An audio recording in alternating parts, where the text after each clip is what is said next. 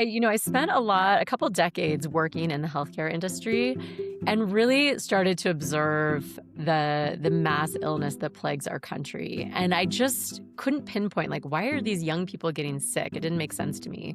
I found it harder and harder to find clean products. I mean, you like greenwashing's a thing, right? You can't really trust labels. I found that clean stores, you can't really trust what they're carrying. Teens right now are a huge demographic, and like they are a huge target because they are willing to spend money on consumer products. So every brand out there is trying to figure out how to get into the teen market. Marketing targets teens because they are also at a vulnerable state. They want to fit in and look their best, just psychologically makes sense. But I never honestly thought about it like that. Hi, I'm Yegi. I'm an entrepreneur and success coach who wants it all. Family, luxury, career, and the freedom to do whatever I want, whenever I want. And I'll do whatever it takes to get there. I created the Yegi Project to document my journey and inspire others to do the same. My mission is to change the world by influencing and leading others to do what they love and live fulfilled lives. Hello, hello, hello. Welcome back to the Yegi Project. Today's honored guest is Dana Grinnell, who is a specialist and a master in the clean living department. She is also the creator of Free Living Co. and is launching her own skincare line called Live Free Skincare that focuses on teen acne. Is that correct? Correct me if I'm wrong. Almost correct. Yeah. So the skincare line is it's the cleanest ingredients on the market. And the key attributes are blemish prevention, hydration, and then building a nice skin barrier for long-term skin health. So you're not wrong in that one of our skin qualities that we're trying to help prevent is blemishes and acne, but also there's other great active ingredients for other skin benefits as well. Yeah, I'll let you tell us more about that in just a minute. But before we get started, I like to ask a random icebreaker question just to get to know you as well. So let's pick one and see what it is for today. All right, the question reads, would you choose to be the worst player on a winning team or the best player on a losing team, and why? A good question. I think my answer is like for sure worst player on a winning team, but not because the team is winning, more because I find you really level up your own skills when you're surrounded by people who are doing things better than you. So I would I want to be on love that that. team just to learn from other players and to level up my own skill. I love that. Well, going back to who are you and what do you do? Can you give us a little bit of a background about yourself and how you ended up being a master in clean living? Yes. Well, I spent a couple decades working in the healthcare industry and really started to observe the mass illness that plagues our country. And I just couldn't pinpoint, like, why are these young people getting sick? It didn't make sense to me. Well, learned to find out there are toxins and all sorts of harmful environmental ingredients and so many of the products that we interact with, from food, personal care to just household. And so I got really passionate about clean living, mostly just for my own health and my family's. But then yet I found it harder and harder to find clean products. I mean, you like greenwashing's a thing, right? You can't really trust labels. I found that clean stores, you can't really trust what they're carrying. So let's pause right there because that's a lot to unpack already. For somebody who doesn't specifically know what clean living is, can you define it more? Imagine I know nothing about it. So how is it defined and how would you explain it to like a 5-year-old? Yeah. So, I mean, there are 80,000 plus chemicals and everyday products that have been deemed harmful to human health. Mm, So, when I reference clean living, I think about it as putting things in your body and on your body that do not contain those harmful ingredients. So, safety for human health is is there like a my list of these things we want to avoid? I mean, there is, but it's like a massive book. And the thing of it is there's multiple thousands of chemicals being created every year. So it's always Mm, changing. It's almost impossible to know. it's like a Honestly, tax code. yeah, yeah. I mean, so thinking about clean living from that perspective, that's how I approach my business. From a like real life perspective, I think the best thing you can do is focus on, the obvious, right? Eating whole foods, like avoiding processed foods that have long ingredient lists, picking skincare products and things that have shorter ingredient lists or from brands that you really know and trust. So yeah, I mean, it's very complicated. And that's why I was so frustrated. And that's why I launched my business because I just felt like as a consumer, it was too hard to decode myself without really making it my full-time job. So I made it my full-time job. Awesome. So for clean living, it's the food we eat, the products we use, just whole, you focus on the whole picture of clean living. Absolutely. Yeah. So, I mean, my business is product focused. We do a lot of content, a lot of, we kind of weigh in on like some of the longevity, biohacking, wellness things that are out there today. But from my perspective, it's really just about eliminating those toxic ingredients from household, personal care, nutrition, basically any area that we can help consumers decode the harmful ingredients. That's where we fall. And you mentioned you worked for over 2 decades in the healthcare industry. What were you doing prior to launching your company? Yeah, so I was in medical devices in various leadership positions, which meant so we were supplying the devices that go into surgery. But it meant I was in and out of hospitals a lot. So I wasn't a doctor or a nurse where I was really, frontline taking care of patients, but I was more of an observer. And again, just kept seeing like these consistent patterns of 32-year-old triathlete coming in for cancer treatment and 16-year-old with autoimmune disorders. To me, it was just like these don't make sense. Like they're not old enough to have these conditions. Like, how is this possible? So that's what triggered you to do more research and look into what's causing it. And your findings were all the toxins that we're exposed to on our daily lives. Yeah. I mean, the thing about environmental toxins and products is no one's ever going to, if you get diagnosed with cancer, your doctor's not going to say, you know what, I think it was your body lotion. They're not going to tell you that. So it's kind of a hidden negative influence on your health. And that's why I think it's really difficult to pinpoint. But I just common sense, like, okay, the more we eliminate these ingredients and like keep them out of our homes, keep them out of our bodies, the better chance we have at living a truly healthy life. Wow. Now, can we talk a little bit about your journey to do your findings, know now what your purpose is, and creating your own skincare line? Yeah, totally.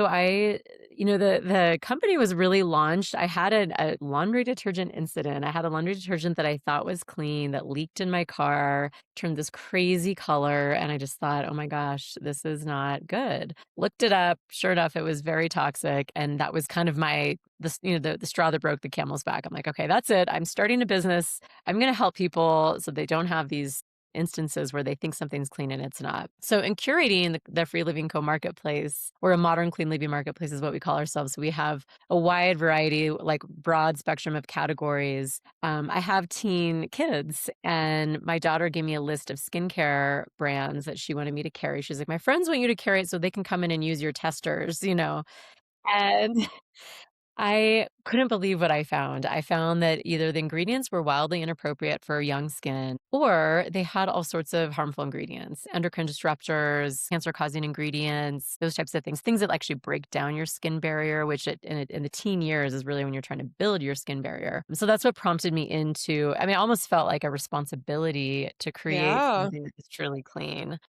I mean, honestly, for somebody like me now, obviously, if you're aware, you want to be healthy, right? You want to use clean products, but a lot of us don't think about it because we're just busy living our day to day life. And then, like you said, it's so complicated. And when something's complicated to figure out, you tend to give up, the average person. So for someone like me, too, okay, yes, I really want to do clean living, but it hasn't all the toxins I'm probably using hasn't necessarily affected me or my direct loved ones. So I'm probably not taking any actions that I should be taking. But when there is a place like Free Living Co that I can go and be like, oh, I trust this lady. I know this site. I know where to at least like start. It honestly gives me a lot of comfort knowing, okay, at least I know somewhere to start to consider picking like cleaner products for me and my family. And I have really young kids. Obviously, I want to influence them to grow as healthy as possible. Now, there was one question that I was really curious about. Now, you said there's a bunch of toxins, the huge list, you want to vet through. What is your process? Like if somebody has a product or there's a product out there that wants to be incorporated with you, what's the process that you go through to label it clean in your definition? Yeah, no, great question. So I So first of all, those ingredients that I talked about, those big books, there are a couple nonprofits out there that do this for a living. So we don't have any regulation in the US when it comes to ingredients. If I when I say any, I mean like very, very little. So you can't really trust the It regulation. may be a dumb question. So where does the FDA come in hand with this? Because the average person Yeah. like me might think, hey, if it's FDA approved, we're good to go. Right. So FDA is food and drug. So when you're talking about pharmaceuticals, over the counter, like your Motrins, your Advils, that kind of thing, that is regulated. It's actually, and coming from healthcare, like it is like the most regulated industry you could possibly imagine. On the flip side, when it comes to consumer products and even food, it's not regulated at all. So a Interesting. supplement, a lipstick tube, shower gel, soap, protein powder, none of those are FDA regulated. So, but that's a really good question and really important distinction because you're right. I think a lot of people assume that our Yeah, regulatory we think bodies we are. think the FDA is protecting us in all the areas. I think it's a commonly common mistake people make. Yeah, yeah, no, absolutely. So that being said, back to the nonprofits, they, in my opinion, almost act as a regulating body, even though they're not regulating. But they do have teams of scientists who evaluate ingredients. They determine if they're safe for human health. They determine if they have carcinogens, or they basically determine that these ingredients are safe or not safe. And so those two of the organizations I'm referring to, Environmental Working Group is one of them. They've been around a really long time. They have a huge database of ingredients that they have, evaluated, and they give them a rating, right? They rate them from like absolutely terrible to like green. Oh, great. Made Safe's another organization, and they also evaluate ingredients. So those are two organizations that I highly recommend. They both have websites you can go to, lots of great articles. But I sort of start there. I mean, I don't hire, I don't employ teams of scientists to evaluate I ingredients. mean, it just feels like that's you're not going to recreate the wheel if there's already these nonprofits focusing on that. That makes no sense.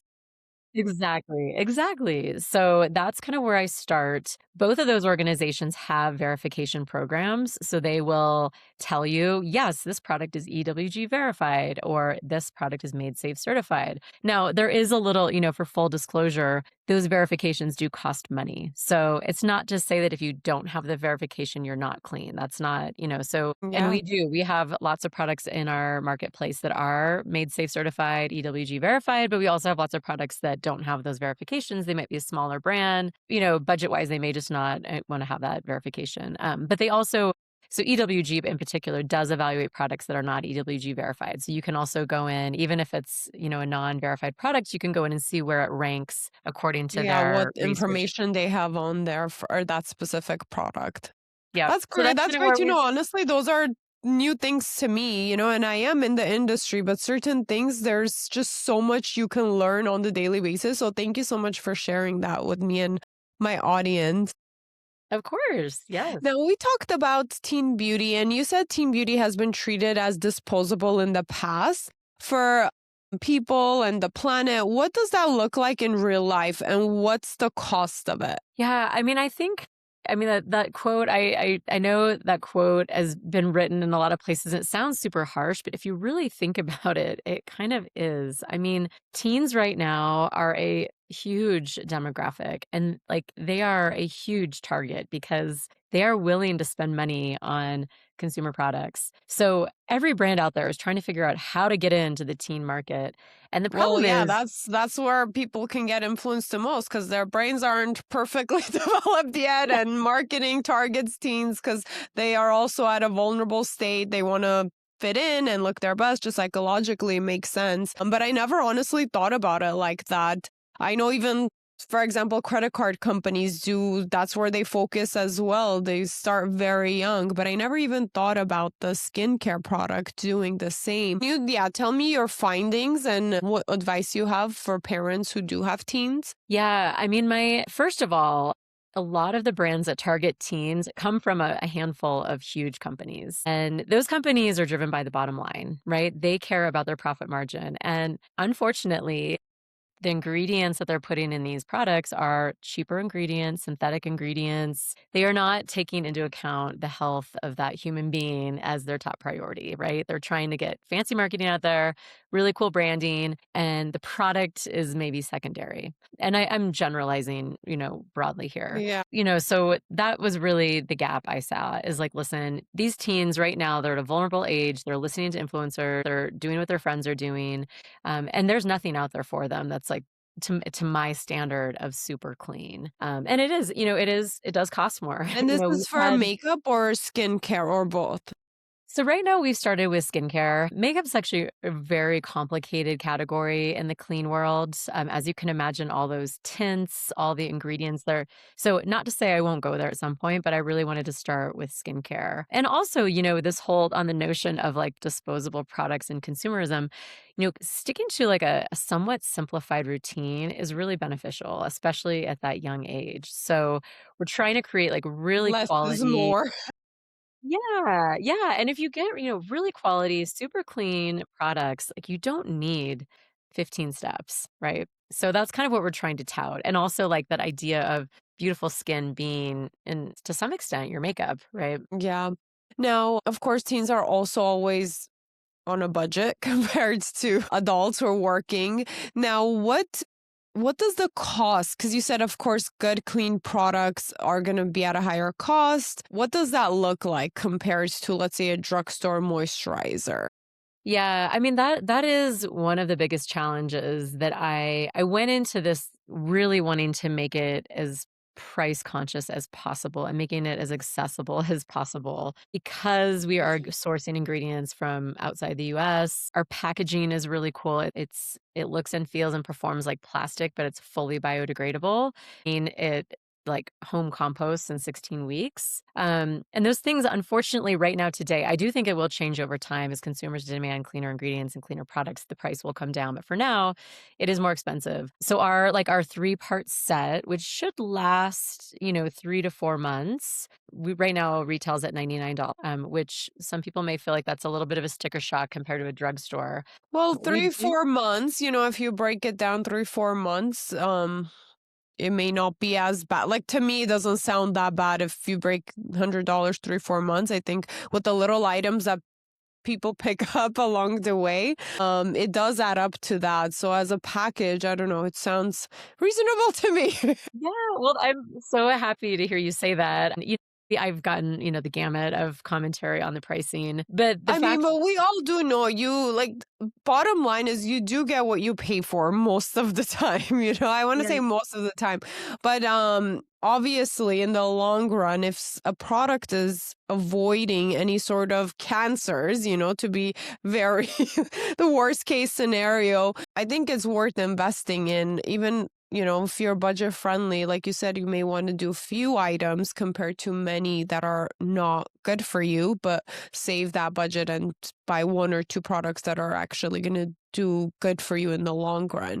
Now, I'm sure a lot of research and things have to go into that to see what products would fit who in budget and quality wise. I don't know. I was just curious comparison wise how much it'd be for somebody who's right now just buying a drugstore moisturizer. Let's say they want to switch up to like a green average, like a green moisturizer that has less toxins. What are they looking at? Yeah, no, for sure. Well, and that I think you hit my two main points on cost is number one, simplifying your routine. A lot of girls who are buying products at the drugstore are buying like 10 products, right? So if you can limit that to down to just a couple high quality products. Number two, I mean, and not to be an alarmist or a drama queen, but when you think about the impacts of infertility, of cancer, of immune conditions, Yeah.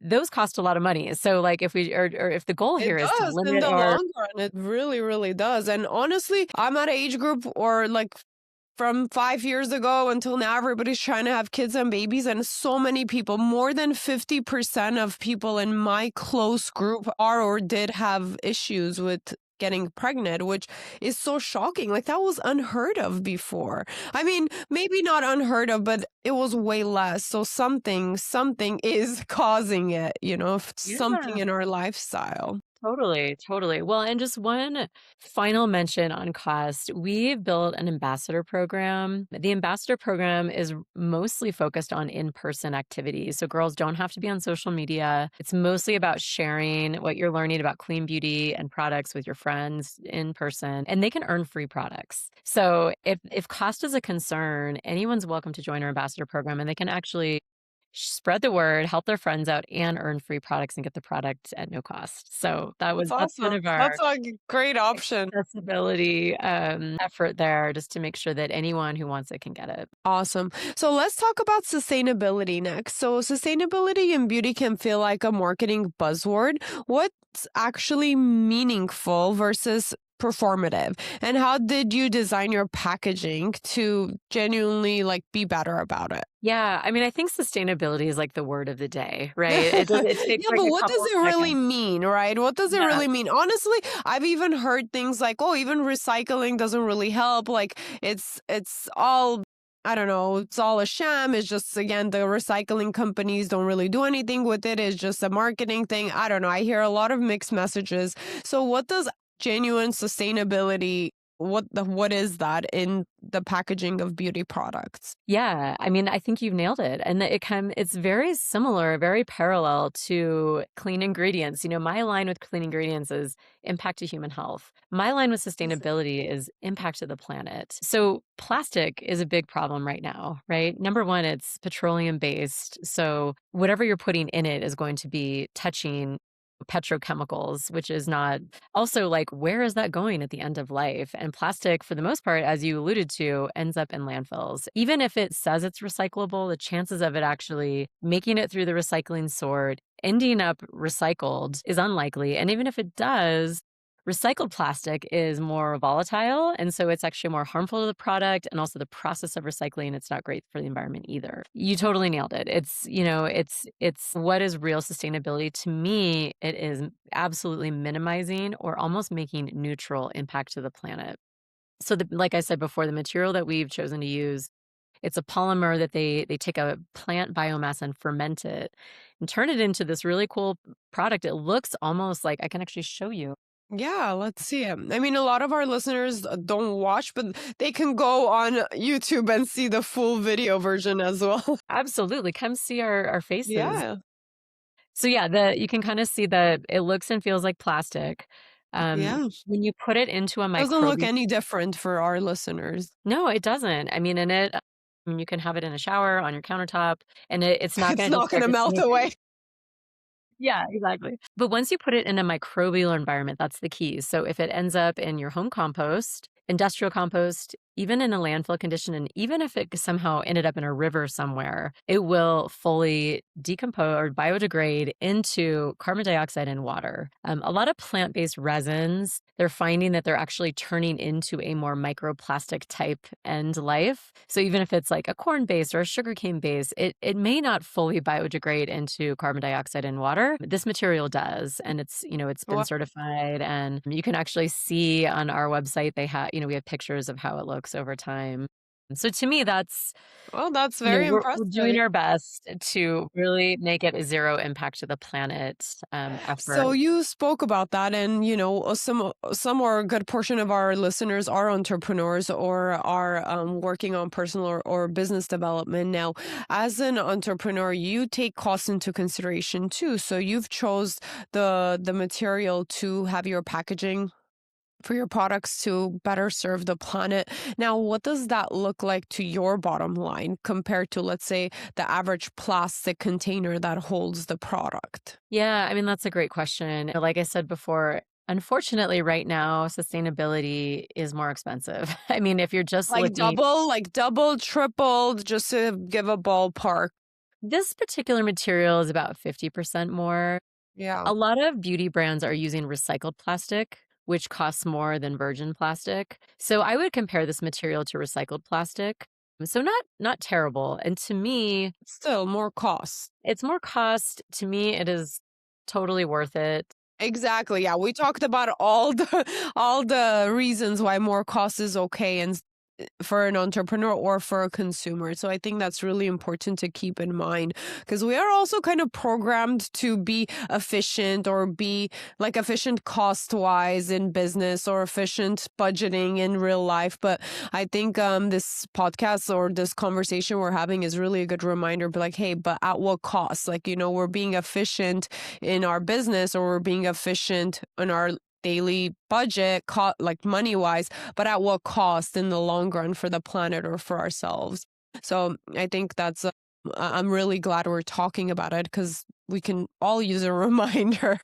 Yeah, well, and I guess I'm early on in launching this product, like, we're literally launching as we speak, so I don't have data to support this, but I think if you're doing the right things and you truly are sustainable and you have unique stories like this type of packaging that's not just sustainability washing, for lack of a better word, greenwashing, I think you're gonna end up attracting the right customers, and to me, that's gonna positively impact your top line. Yeah, I mean, honestly, I see that in as the future, more and more young adults are being more aware and being focused and are paying attention to all that. So I think in the long run, all the businesses are going to have to slowly switch over because nobody's going to want the bad stuff. So I think it puts people ahead of the curve if they're starting now. And I give you so much credit for doing that while the costs are so high to run a business that's fully sustainable and green. Yeah. Well, thank you. I mean, Yeah. I'm just trying to do the right thing for our kids and their kids. And, so for me, it's like it's embedded into what I want the brand to be. But I do understand as entrepreneurs, it is hard to make those trade-offs and to pick something It that is is. So I'm in the beauty industry too, and we focus on eyelash extensions. And launched a company over 12 years ago. So there's things that we've just been doing without even thinking about it because we've been doing it forever. So this is a good reminder even for me. I'm like, hold on, let's go back and look at what we're using, with for certain things because I want to do better because your influence, like having this conversation even influences me to do better, to try to do better as much as I can, whatever is reasonable within my company. So I think you're influencing a lot of people with your work. well, thank you. And yeah, I mean, and I would say like I feel that, we've gone pretty extreme with our packaging. Like it is, I would say the most sustainable packaging out there. But every little step counts, like little small changes really add up. And that goes for clean products, shifting clean products out of your house, out of your business, sustainability in your business. So I always encourage people, don't beat yourself up if you're not 100% perfect. There is Yeah. no perfect. So just taking a couple measures or even just the awareness to do a couple Yes, things I think the different. awareness and simplifying it. That's why I actually can't wait to explore your free living co environment because even just simplifying that information makes it accessible to so many more people. Because like you said, it is kind of there's a lot of information out there. If somebody wants to do good, unless they really, really want, it's hard for them to accomplish it, right? Just like we know in any goal, if the goal is too complicated, it most likely it's not going to be achieved. So when you Yeah. simplify things, more and more people can access it and achieve it. So I think that's a great place to start for anybody. So thank you for Yeah. doing that work. Oh my gosh, of course. Now, couple of random questions. I love to get to know my guests on a personal level, just randomly. First thing that comes to mind. If you had a magic wand and you can change one thing in the world, what's the first thing that comes to mind? Yes, this is a big one. I wish that our healthcare industry and our products industry were focused on human health first Yeah. and incentivized in that way. It's actually the opposite, and it's so Ugh, crazy. I just as cannot believe it. Americans, it's so hard. We are such consumers and are like we've forever have been focused as a whole, Americans, we forever have focused on more everything and more profits and more money. I'm sure honestly personally wish for that too. Now you've did a lot of research, piggybacking off of that, you did a lot of research on this. Did you look into different countries and compare what we do or not specifically because that's not your market? Yeah, no, I think it is fascinating to look around the world. A lot of it is just embedded in culture, and you kinda nailed it with Americans. We're like, "More, more." So, I mean, there are in places like Europe, they have stricter regulations, so that's the first thing. And in cultures like Asia, they're much more focused on whole foods and whole ingredient products and food, and so that it's embedded in their culture. So I think it is fascinating to look at other areas where I know there are other countries where it's more like here, where it really isn't as regulated or the regulation's not meaningful to make an impact on health. So I think we can learn a lot from other countries and cultures, and hopefully we do start to follow suit or see the value in it. Yes. Do you think as Americans in the past like 10, 25 to 10 years, we've been changing our culture or You know, not I'm really? I'm actually really intrigued by the younger generations. Like, for example, the alcohol rates have gone down substantially. Yes. People purchasing alcohol, and I think a lot of it has to do with the millennial, Gen Z. They're just demanding less of those products. So, I think that as consumers, we are really responsible for driving change because the regulation, it'll take so long for any of that to be meaningful. It's really about us. And when you buy a product, you're voting with what you're buying. If you're starting to buy clean products, if you're buying whole foods, you're telling those companies, "Listen, we I want cleaner products. I want healthier choices." And again, they're driven by the bottom line, so they're going to start to follow suit. Yeah. I Yeah. kind It's of put it supply on and us. Like demand. Yeah. The regulation simple comes from supply the and ground up. demand. If we demand cleaner products, that's what we're going to get.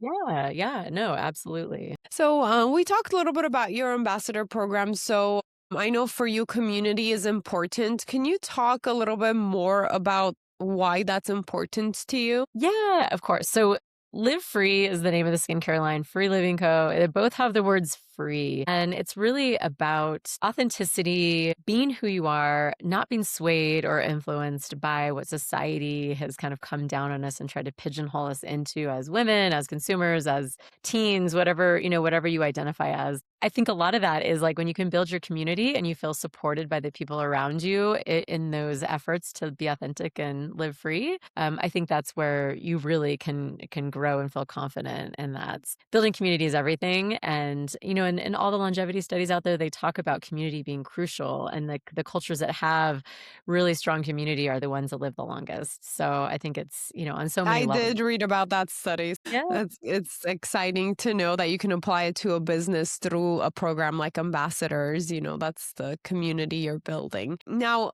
I noticed you're wearing a necklace that says 888. Does it have any significance to you? Yes, 888 is, it's an angel number, Uh-huh. and I really believe in energy and the universe. So angel numbers are meant to kind of be an encouragement to manifest, what you want to happen in life.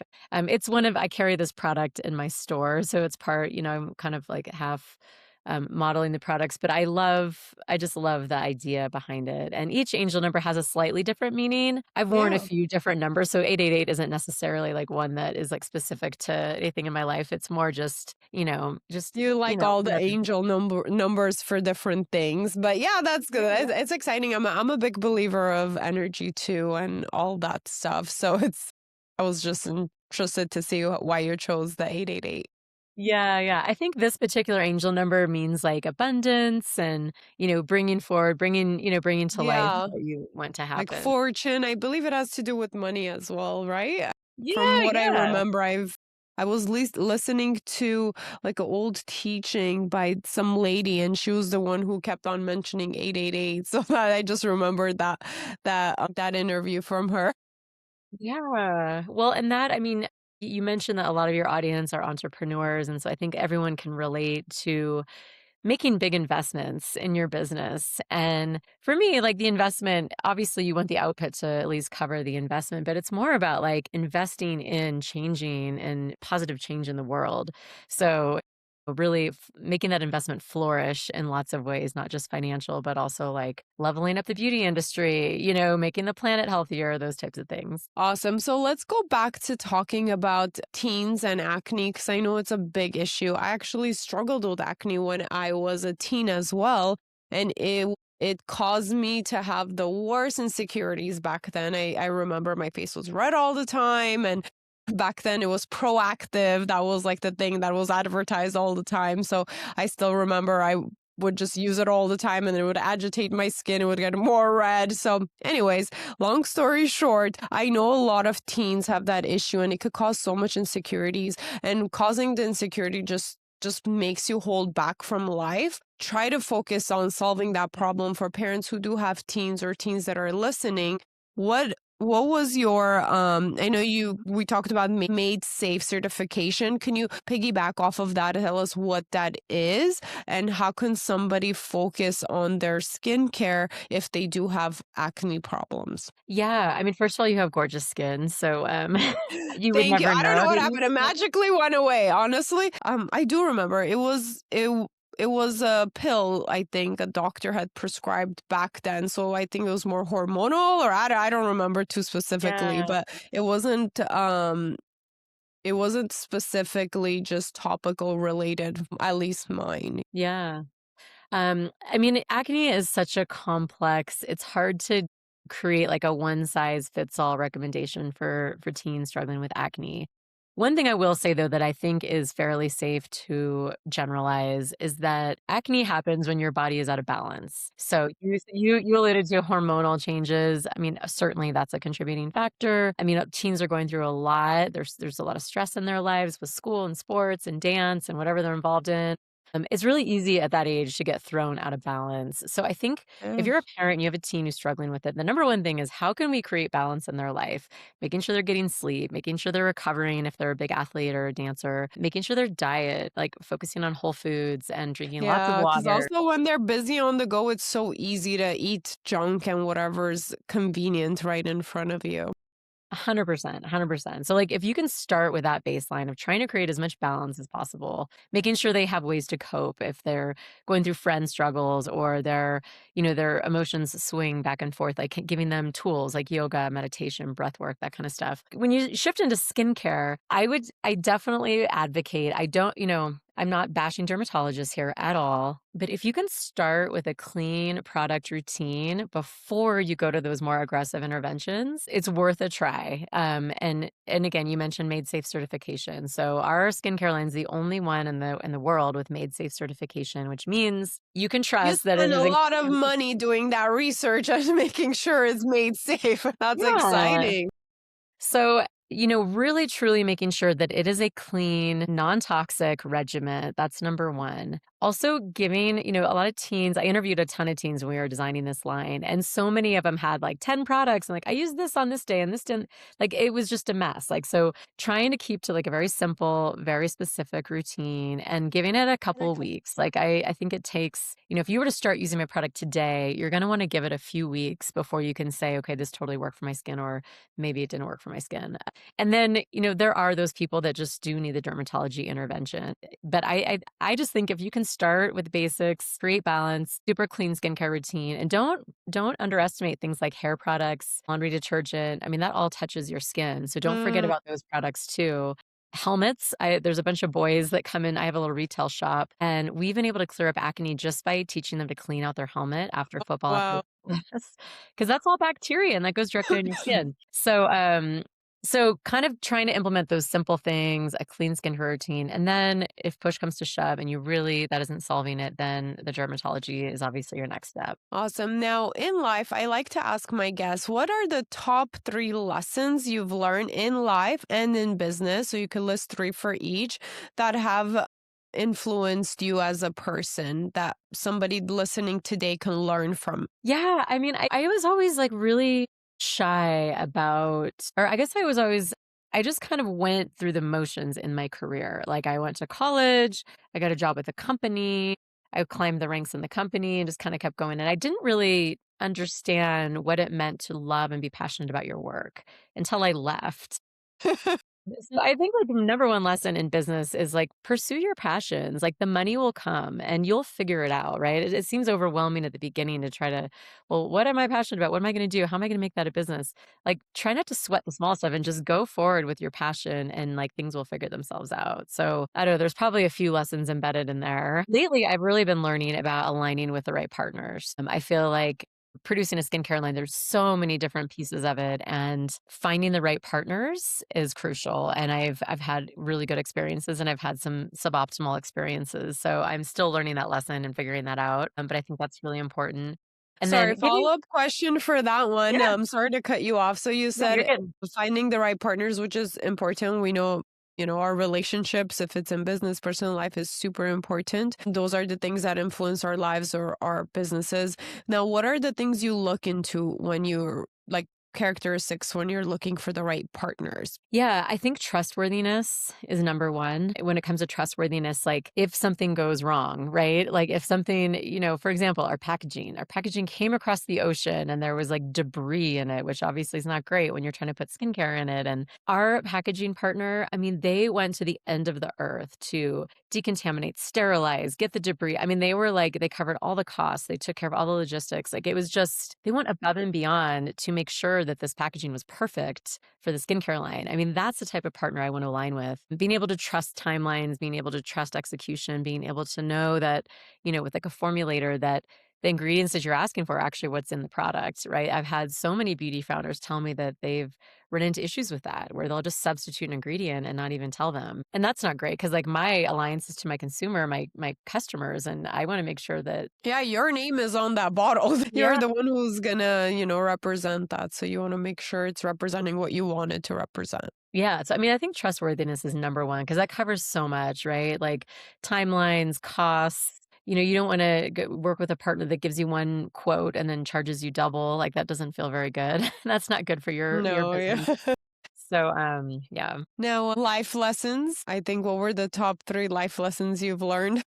Yeah, I mean, I spent a lot of time away from my family and my corporate job. I traveled a lot, and I just really appreciate being present with my family, and if I'm gonna go on a business trip, it better be worth it, and there's so many years where I felt like time was just disposable. I needed to go on this trip, I'd go on the trip, and, like, I'd miss things with my kids or important things with friends, and I'm just done with that, so I think really being present and valuing time, and then, I work to give my family experiences, like, that's where that for me, that's wealth, like, getting out and getting to see the world and doing things together, being in nature together, so that I think that's always been a priority, but I think now being a business owner, like, have more flexibility to make sure that maintains a top priority. Well, again, a follow-up question on that. I'm in the same boat as you. I totally agree. I absolutely work to live and I love living to the fullest. But my question to you is that finding that balance. So it got more tricky as I had kids back to back, younger kids. It got more tricky as my focus shift on wanting to do more of the family time compared to being that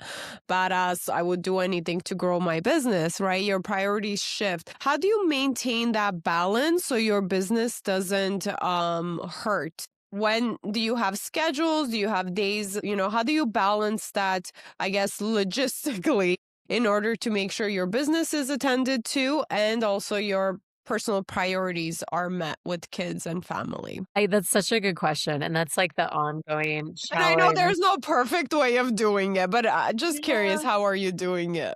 One of the, I guess, good aspects of having been in the corporate world is I got a lot of really great professional training, and balancing time and energy has been one of the best ways to figure out just generalized balance. So looking at like your life as an entrepreneur, you wear like 1,000 hats, right? And then your life as a mom, you wear like 1,000 hats. And every now and again, like taking inventory, like what of those 1,000 hats gives me energy? It fuels me up, makes me feel good. What of those 1,000 hats absolutely drains me? And starting to like, are there things in your business that you can offload and either hire someone to do, contract out, get rid of altogether? Same thing with family, right? Like, can you do Instacart instead of going to the grocery store if that's something that drains you? Can you do one of a meal prep service? Can you, I mean, hire someone to drive your kids around if carpooling is, what was something that really drains you. So just like taking like checkpoints, figuring out like what are the things that I love to do. I mean, I can already tell you love doing this podcast. So obviously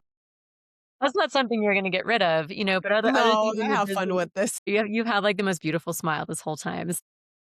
Yeah, it's Thank like, I you. think You if too. there's like I mean, for me, social media is a big drain and it's really important for my business. So I have just tried to find other people to run it for me, and it's a balance because you also have to be Yeah. involved in the direction of it, but also Yeah, like even the simple things like getting somebody to clean your house, it might be costly, but it's going to save you time to focus on your business or your kids. So I absolutely agree. It's just those tasks that you're like, I don't care about doing it.